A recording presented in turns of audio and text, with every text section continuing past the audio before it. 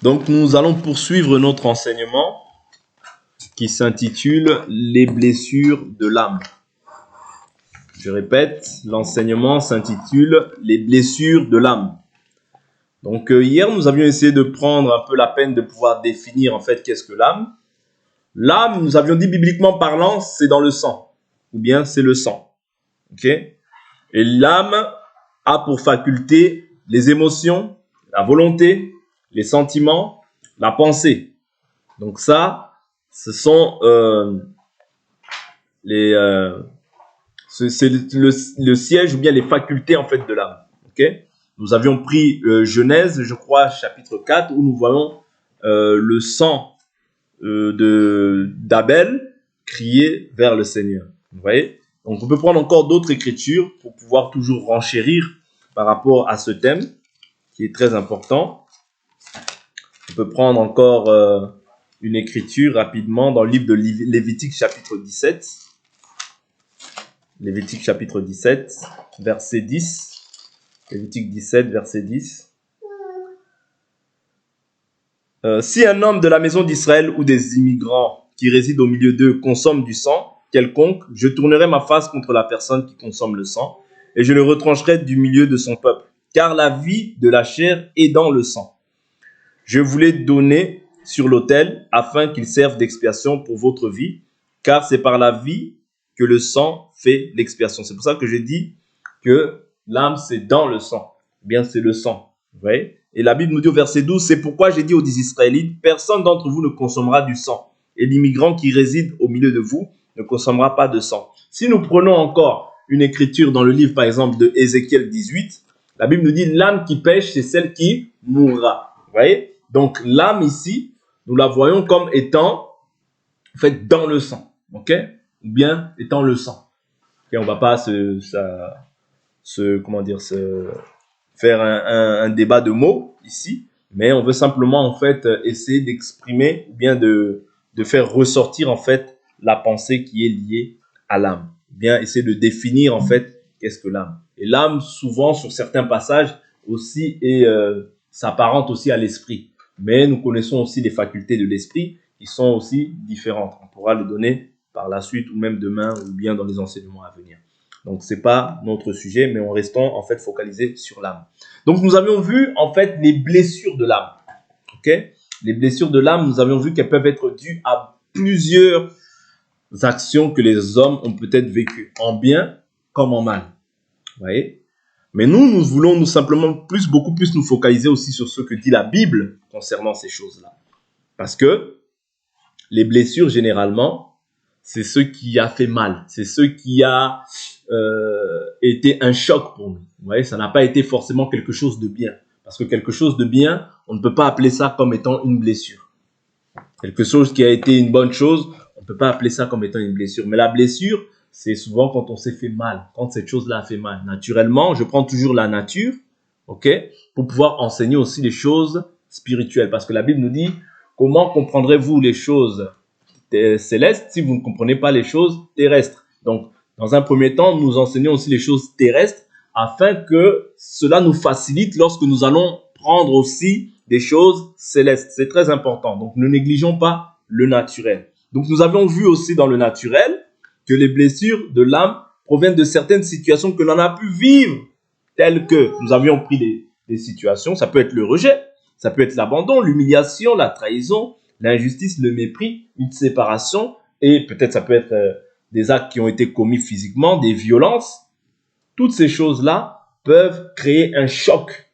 Et ces choses-là, vouloir ou pas, vont créer en fait une attitude dans la vie de la personne. Vous voyez? La personne peut ne pas être comme ça, mais en fait, les choses qu'elle a pu vivre dans le passé ont en fait créé en elle comme une carapace. Vous voyez? Ça peut être une fille, ça peut être un homme. Ok? Ici, on ne fait pas de distinction de sexe. Ça peut être une fille, ça peut être un homme qui a pu subir ces choses-là. Une humiliation va faire en sorte que soit tu vas toujours peut-être te sentir diminué ou faible par rapport aux autres, ou soit tu vas endurcir une carapace et là, tu vas être dans un extrême. Or, dans la vie, bien dans la marche dans laquelle nous sommes, nous devons être équilibrés. Parce que ce qui n'est pas équilibré provoque forcément un déséquilibre.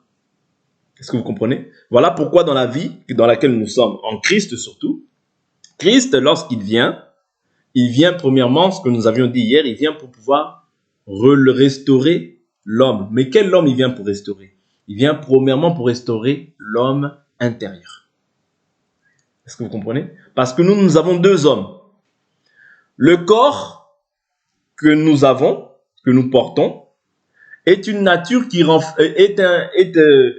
le corps renferme deux natures. Dans ces deux natures-là, nous voyons l'âme, l'esprit et l'âme.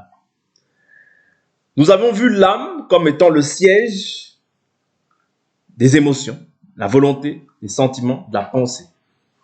Vous voyez? Voilà pourquoi si émotionnellement, je suis détruit, ce qui va ressortir de moi, c'est ce qu'il y a dans mon âme.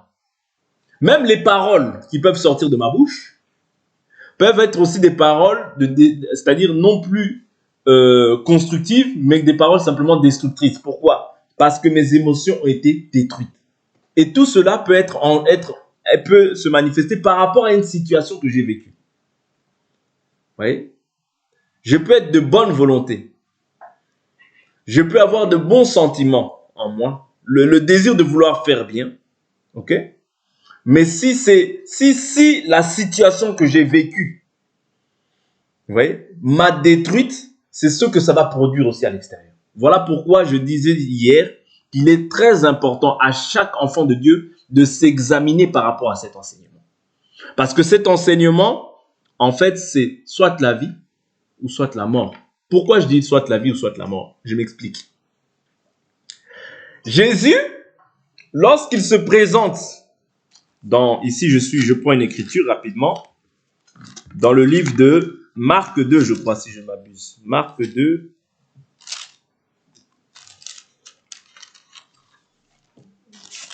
Ou Jean 2. Si c'est pas Marc 2, c'est Jean 2.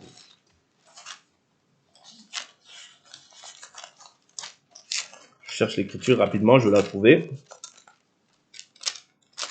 Ça doit être Jean 2. Jean 2, c'est pas Jean 2.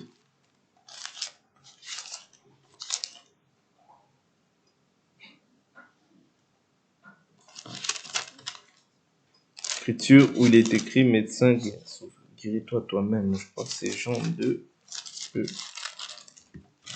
Je prends. Si tu peux me la chercher. Et il dit médecin, guéris-toi toi-même. Voilà, j'ai trouvé, je crois que c'est ça. Jésus qui avait entendu. Voilà, j'ai trouvé, c'est Matthieu, chapitre 9, verset 12. Ouais. Matthieu, chapitre 9, verset 12. Mais il y a aussi Marc 2, verset 13 à 22. Je crois que c'est Marc 2 qui va un peu plus parler de ça. Voilà, Marc, je peux prendre Marc 2 à partir du verset 13. Jésus sortit de nouveau du côté de la mer. Toute la foule venait à lui et il les enseignait. En passant, il vit Lévi, fils d'Alphée, assis au bureau des péages. Il lui dit, suis-moi, Lévi. Se leva et le suivit. Comme Jésus était à table dans la maison de Lévi, beaucoup de péagers et de pêcheurs avaient pris place avec lui et avec ses disciples, car ils étaient nombreux et ils le suivaient. Les scribes du parti des pharisiens, le voyant manger avec les péagers et les pêcheurs, dirent à ses disciples, « Pourquoi mange-t-il avec les péagers et les pêcheurs ?» Jésus, qui avait entendu, leur dit, « Ce ne sont pas les bien portants qui ont besoin de médecins, mais les malades. Je ne suis pas venu appeler des justes, mais des pécheurs. » Vous voyez, ici, déjà, on voit une maladie de l'âme. Une maladie de l'âme, c'est-à-dire, les pharisiens se sentaient déjà justes. Or, devant Dieu, quand tu te sens juste, c'est que tu ne te sens pas juste et que tu ne te sens pas juste par rapport à Dieu. Parce que c'est Dieu qui te déclare juste. Ce n'est pas toi-même qui te déclare juste. Toi, tu dois savoir que tu es juste parce qu'aujourd'hui, tu as accepté Christ. Je sais que je suis déclaré juste. Mais je ne peux pas en fait me justifier. Je ne peux pas en fait être juste pour me glorifier aux dépens des autres. Non, c'est pas ça le but. Quand je suis juste, je dois garder cette justice. La Bible nous dit que celui qui est juste soit encore juste. Ouais. Celui qui est saint, qu'il se sanctifie davantage. Que celui qui est juste, qu'il soit encore juste. Que celui qui se souille, qu'il se souille davantage. Mais moi, je ne me sanctifie pas pour l'autre, pour me glorifier dans la vie de l'autre. Non. Vous comprenez? Bien au contraire. Ce que Dieu prend plaisir, c'est quoi? La Bible nous dit, allez savoir ce que veut dire je désire la miséricorde et non le sacrifice. Ça veut dire que ces gens-là, en réalité, ils étaient malades. Vous voyez? Pourquoi? Parce qu'ils se sentaient justes. Or, devant Dieu, quand tu veux t'élever, Dieu va s'assurer de t'abaisser. Parce que celui qui est grand devant Dieu, c'est celui qui est à table, mais qui sert les autres. Vous comprenez? Quand les disciples se sont élevés, c'était un problème de l'âme aussi. Qui est le plus grand? Qui est le plus grand? Qui est le plus grand? Le Seigneur lui dit quoi? Le Seigneur lui dit, celui qui veut être grand parmi vous doit être le serviteur de tous. Vous comprenez? Le Seigneur, en fait, les confond dans leur raisonnement. C'est-à-dire, ils avaient un raisonnement encore pharisien. Pour être juste, il faut être vu. Non. Pour être juste, il faut que nous puissions. Non. Ça, c'est l'apparence. Or, Dieu regarde au cœur. Vous comprenez? Là, les pharisiens, ils avaient un problème de l'âme. C'est-à-dire, on ne peut pas se mélanger avec eux parce que eux, ce sont des pécheurs. Nous sommes justes. Voilà pourquoi Dieu les a confondus. Et la plupart de ces gens-là qui ont eu une trop haute estime ou une trop haute opinion d'eux-mêmes, plusieurs parmi eux n'ont pas accepté le Seigneur. Pourquoi? Parce que le Seigneur est venu dans la faiblesse. Mais le Seigneur les a confondus par la sagesse qu'il a manifestée, par les miracles, les signes, les prodiges qu'il a manifestés. Mais ceux qui étaient malades, ceux qui étaient méprisés, négligés, eux ont trouvé grâce et eux ont reconnu le Seigneur. Voilà pourquoi je dis aussi par là que si toi, il t'arrive d'avoir une trop haute opinion de toi-même, tu dois t'en repentir dès maintenant. Parce que si tu es droit, si tu es debout, ce n'est pas pour te glorifier aux dépens de l'autre. La Bible nous dit, celui qui est debout, qu'il prenne garde de ne pas tomber. Et la Bible nous dit, si l'un d'entre vous a à se plaindre d'un autre, faites-vous miséricorde, réciproquement grâce. C'est ça que nous devons voir dans la vie d'un enfant de Dieu. Une personne qui est équilibrée, c'est comme ça qu'il doit agir. Une personne qui n'est équilibrée ne cherche pas à condamner les autres, non. Ne cherche pas à dénigrer les autres, non. Ne cherche pas à voir le péché dans la vie de son frère, non. Parce que la Bible nous dit que l'amour couvre une multitude de péchés. Quand toi tu viens pour chercher la faute dans la vie de ton frère, tu as l'esprit de satrape. Les satrapes, qu'est-ce qu'ils faisaient? Daniel étant juste, vous voyez, prier 3 fois par jour, eux ils vont chercher à élever une loi parce qu'ils ne savaient pas comment attraper Daniel dans le péché. Donc ils cherchent à élever une loi et à la donner au roi pour que le roi maintenant mette cette loi en pratique. Que quiconque adressera une prière à son Dieu dans le mois-là qu'il aura donné, voilà, qu'il aura donné à la nation, à Babylone, bien sûr, parce que Daniel était déporté à Babylone, ben cette personne-là maintenant sera, sera livrée, vous voyez, sera livrée dans la fosse aux lions. Maintenant, les satrapes, sachant que Daniel avait la crainte de son Dieu, Daniel n'allait pas obéir à ça. C'est en cela que la Bible nous dit, vaut mieux obéir à Dieu qu'aux hommes. Vous comprenez? Daniel élève des prières, les satrapes voient ça, ils vont dire au roi. C'est ça l'esprit qu'il y a dans la vie de beaucoup de gens aujourd'hui. C'est un esprit qui est païen, parce que les satrapes là, c'était des païens, ce n'étaient pas des saints. Vous voyez? Beaucoup sont animés de cet esprit-là. Voir l'erreur dans la vie de son frère. Chercher l'erreur dans la vie de son frère. Toi, tu ne viens pas pour aimer le frère, mais tu viens pour chercher la faute dans l'erreur de ton frère. Non, tu n'as pas encore l'amour comme il faut en Christ. Parce que Christ, lorsque même il voyait le péché d'une personne, il disait, va et ne pêche plus. De peur qu'il ne t'arrive pire. Mais il ne cherchait pas l'erreur dans la faute de ses frères. Non. S'il y a à corriger, il corrige. C'est ça l'amour. L'amour corrige. L'amour ne soupçonne point. Vous comprenez? Mais dès lors où tu commences à soupçonner, cela prouve que ton cœur est mal disposé. Cela prouve que l'amour, l'œuvre de l'amour n'est pas encore parfaite en toi. Parce que l'amour, il doit atteindre la perfection. Et la Bible nous dit l'amour, c'est le lien de la perfection. C'est-à-dire quand on a l'amour, on ne soupçonne pas. Quand on a l'amour, on croit tout. Quand on a l'amour, on pardonne tout. Quand on a l'amour, mais tout ça, je vous dis toujours que ça vient de l'homme intérieur. Si les sentiments en moi d'amour sont détruits, tout ce qui va sortir de moi, en fait, c'est le trésor. Parce que la Bible dit l'homme bon tire du bon, l'homme bon tire du bon de son bon trésor qui est en lui. L'homme mauvais aussi tire du mauvais trésor qui est en lui. Vous comprenez? Ça veut dire le trésor, premièrement, ce n'est pas ce qui sort, mais c'est ce qui est à l'intérieur. Voilà pourquoi ton âme, si elle est détruite, tout ce qui va résulter, tout ce qui va sortir de cela, c'est la méchanceté, c'est le mal.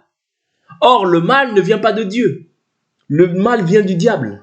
Vous comprenez? Voilà pourquoi il nous faut absolument, au préalable, lorsque nous disons que nous servons Dieu, être conscient en fait de notre état spirituel. Parce que l'âme aussi fait partie c'est la partie spirituelle de l'homme. Parce que c'est pas une partie qui est visible à l'œil nu. Voilà pourquoi on a parlé des blessures. Parce que quelqu'un qui est blessé intérieurement, Jésus il dit quoi ici? Il dit, ce ne sont pas les bien portants qui ont besoin de médecins, mais les malades. Pourquoi ils disent qu'ils sont malades? Vous voyez? Parce que Jésus dit quoi? Il dit, au verset 16, il dit, les scribes du parti des pharisiens le voyant manger avec les péagers et les pécheurs.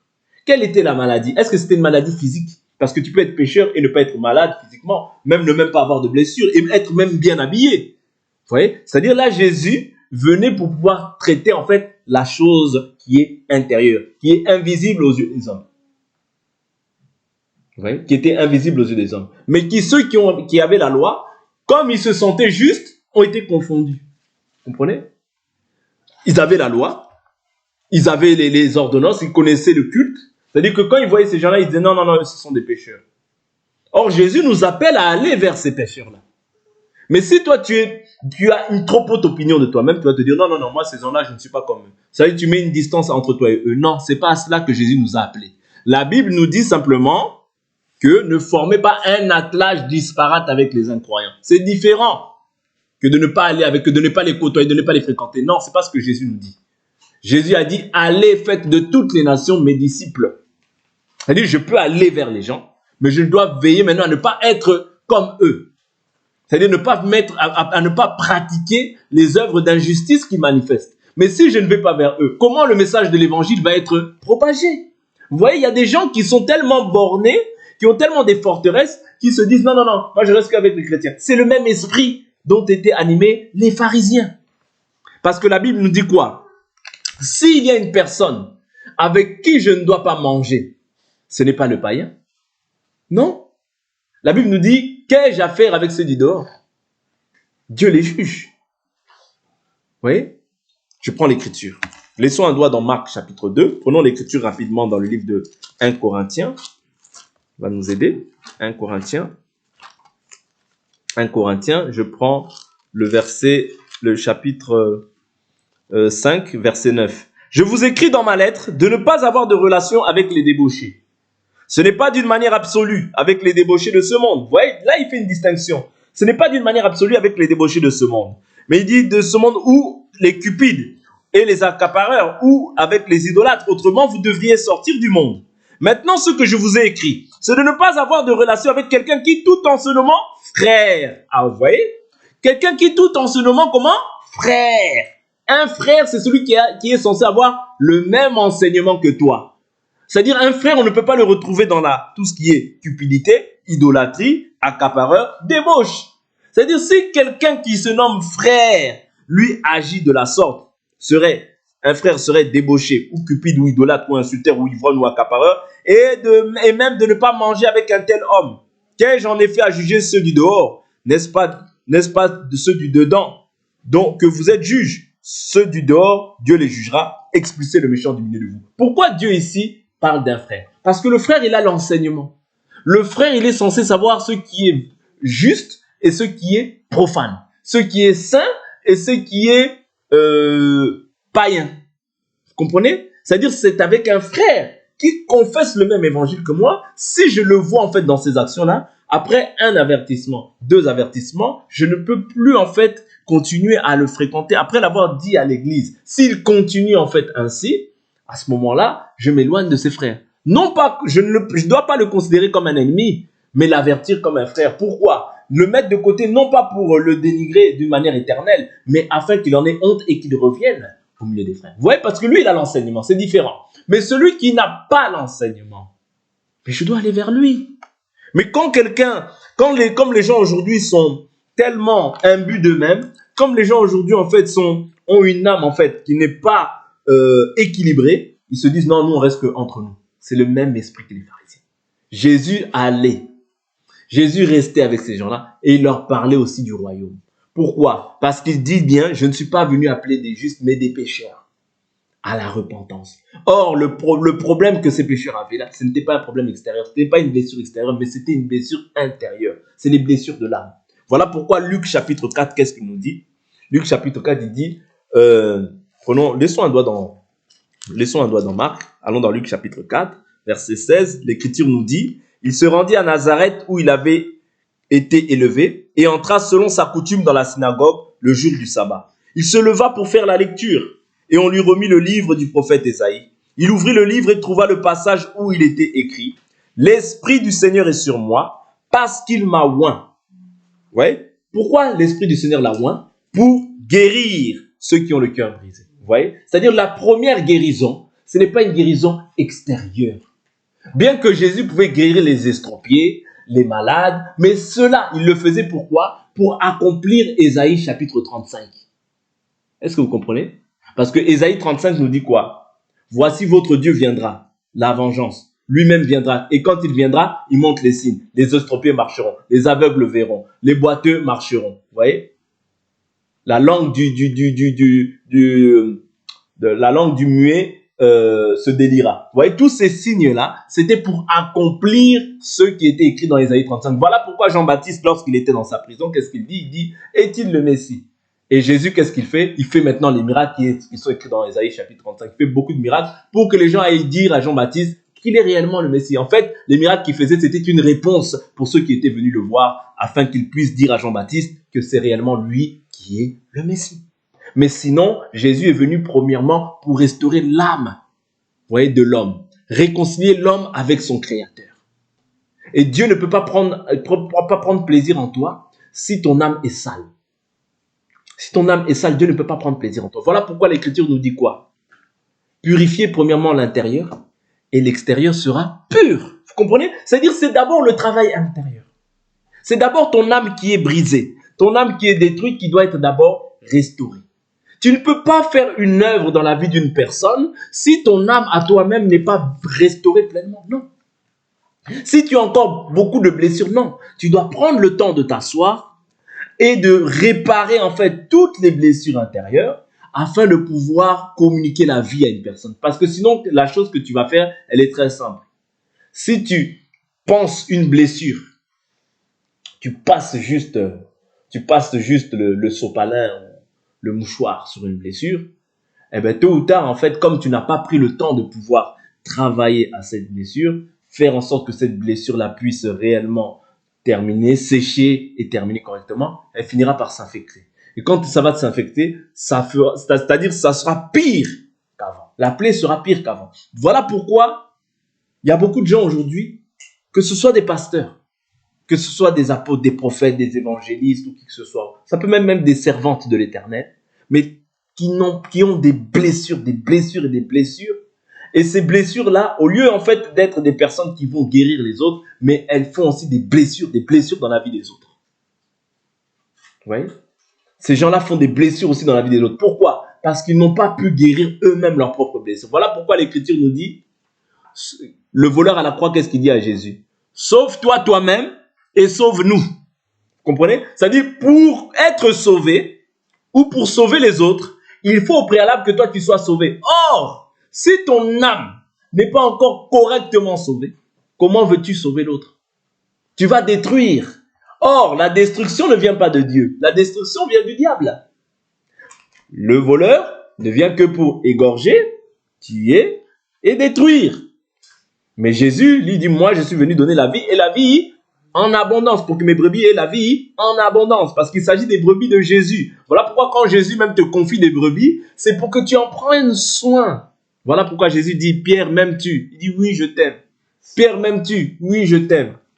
Père, m'aimes-tu? Paie mes agneaux, paie mes brebis, prends soin de mes brebis. Il s'agit des brebis de Jésus. Voilà pourquoi on doit veiller sur les brebis avec amour.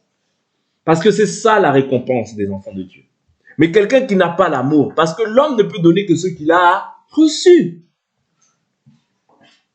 Si tu n'as pas reçu cette grâce, attends que Dieu épure ton cœur. Attends que Dieu fasse un travail profond dans ton âme, qu'il puisse réellement penser tout le rejet, peut-être le mépris, peut-être la séparation, l'abandon, l'humiliation, les trahisons, l'injustice, le rejet, tout ce que tu as pu subir là, que Dieu puisse d'abord penser ça. Une fois que Dieu aura pensé ça, là tu pourras faire un travail efficace dans la vie des gens.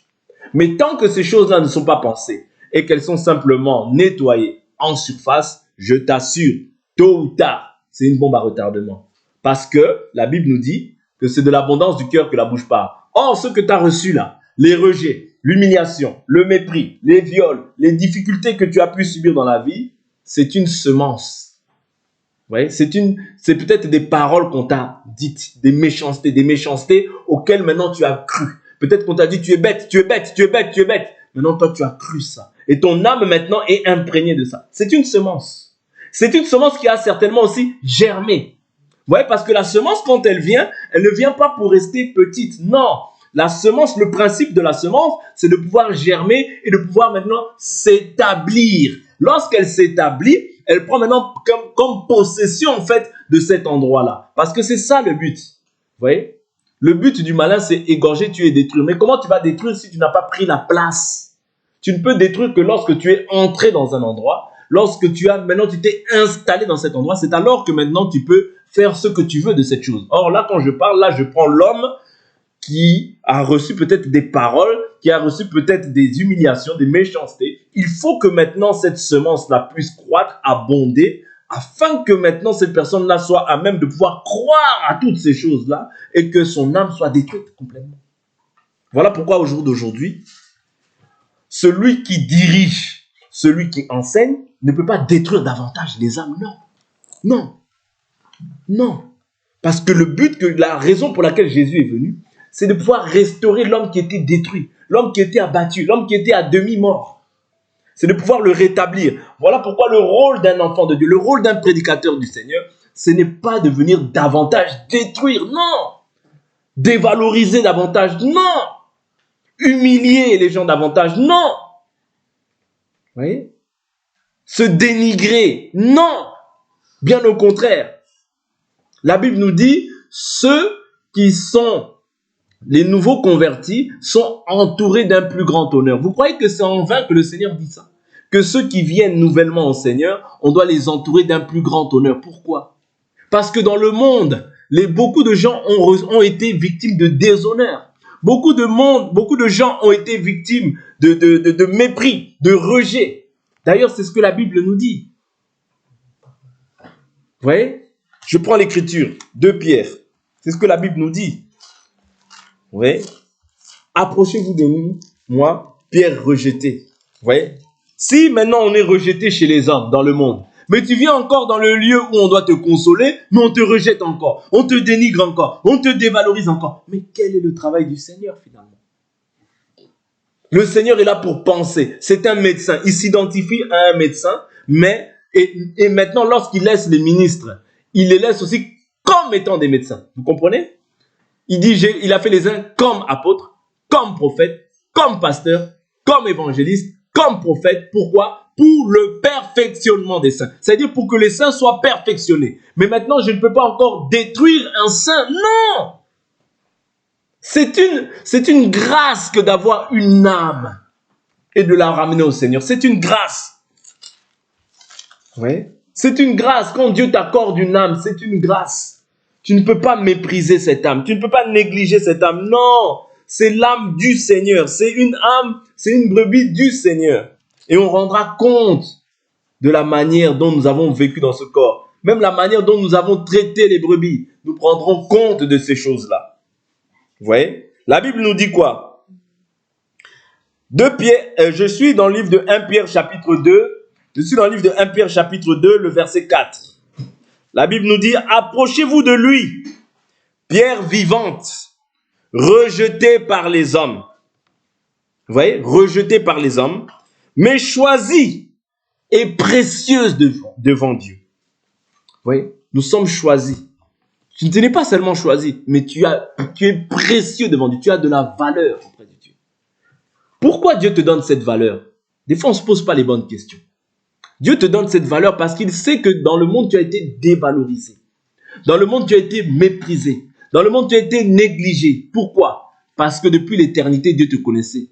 Et qu'il sait que tu n'es pas de ce monde. Voilà pourquoi il met en toi, c'est-à-dire même peut-être quand tu es dans le monde, tu peux ressentir que dans le monde, les gens ne m'aimaient pas. Oui, parce que Dieu a mis déjà une odeur en toi depuis l'éternité. Depuis l'éternité. Voilà pourquoi tu ne pouvais pas agir, même si tu agissais dans l'ignorance, mais tu ne pouvais pas agir pleinement dans l'ignorance comme les gens de ce monde. Non. Parce que toi, tu es de Dieu. Si tu es de Dieu, tu retournes à Dieu. Et comme tu es de Dieu, voilà pourquoi même dans le monde, les gens ne pouvaient peut-être ne pas t'aimer. Mais à combien plus forte raison, maintenant que tu es en Christ, les gens doivent te haïr. Vous voyez?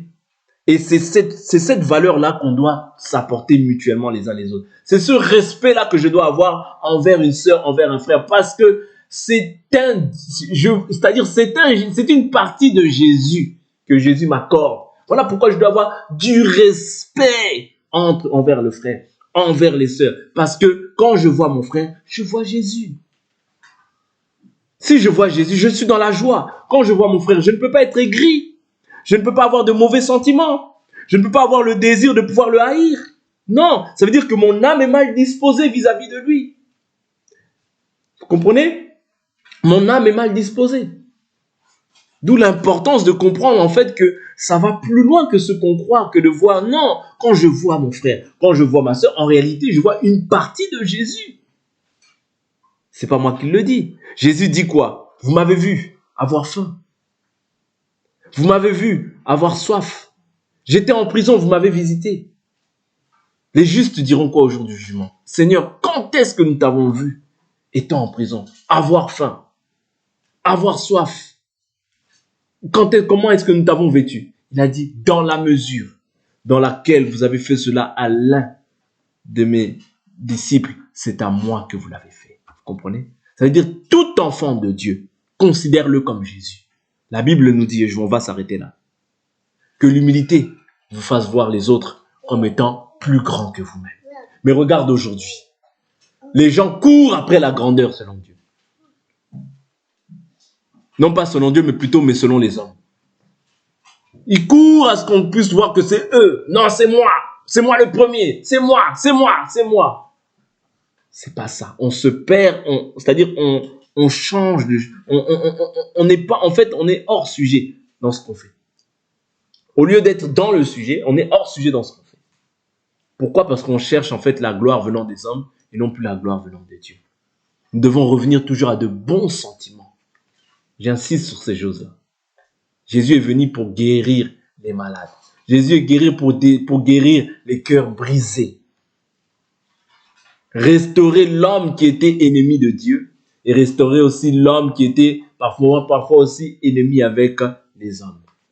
Que Dieu nous bénisse pour aujourd'hui. On va s'arrêter là.